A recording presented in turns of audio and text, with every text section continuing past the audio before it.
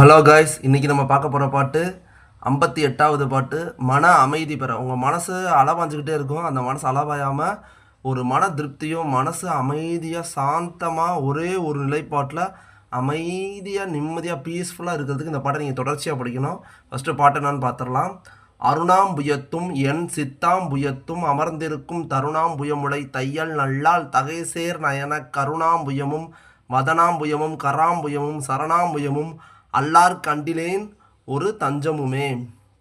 இந்த பாடோட பொருள் என்னன்னு கேட்டிங்கன்னா, அம்பிகையோட ஒவ்வொரு அங்கத்தையும், அதாவது அவங்களோட கண், அதே மாதிரி அவங்களோட பார்வை அருள், அவங்களோட திருவடி, அவங்களோட உருவ அமைப்பு எல்லாத்தையுமே தாமரை மலர் இருக்குல்ல, அந்த தாமரை மலரோட கம்பேர் பண்ணுவாங்க. எக்ஸாம்பிள் பார்த்திங்கன்னா, தாமரை போன்ற அழகிய விலையை உடையவளே, தாமரை போன்ற திருவடிகளை உடையவளே, இப்படி அழகான ஒன்றை அழகான நீ என்ன காக்காமல் வேறு யார் காக்க போகிறா? அதே மாதிரி உன்னைய தவிர வேறு ஒரு தெய்வம், அதாவது வேறு யாருமே உன்னைய மாதிரி என்னைய காத்துருள மாட்டாங்க எல்லா வகை துன்பத்திலிருந்து. அதனால் நான் அந்த மாதிரி எண்ணமும் இல்லை, உன்னோட அருள் எனக்கு ஃபுல்லாக கிடைக்கணும். இதுதான் இந்த பாட்டோட பொருள். இந்த பாட்டை நீங்கள் கண்டிப்பாக தொடர்ச்சியாக படிக்க உங்கள் மனசு நல்லா அமைதியாகும். அதே மாதிரி நம்ம நாளைக்கு பார்க்க போகிற பாட்டு 59வது பாட்டு.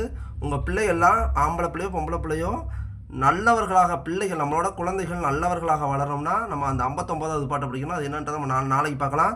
என்னோட வீடியோஸ் பிடிச்சிருந்தா லைக் பண்ணுங்கள், ஷேர் பண்ணுங்கள், உங்களோட கருத்துக்களை கமெண்ட் பாக்ஸில் கமெண்ட் பண்ணுங்கள். மறக்காமல் சேனலை சப்ஸ்கிரைப் பண்ணிக்கோங்க. நீங்கள் பண்ணுற ஒவ்வொரு சப்ஸ்கிரைபும் எனக்கு அடுத்தடுத்த வீடியோஸ் போட ரொம்ப ஊக்கமாக இருக்கும்.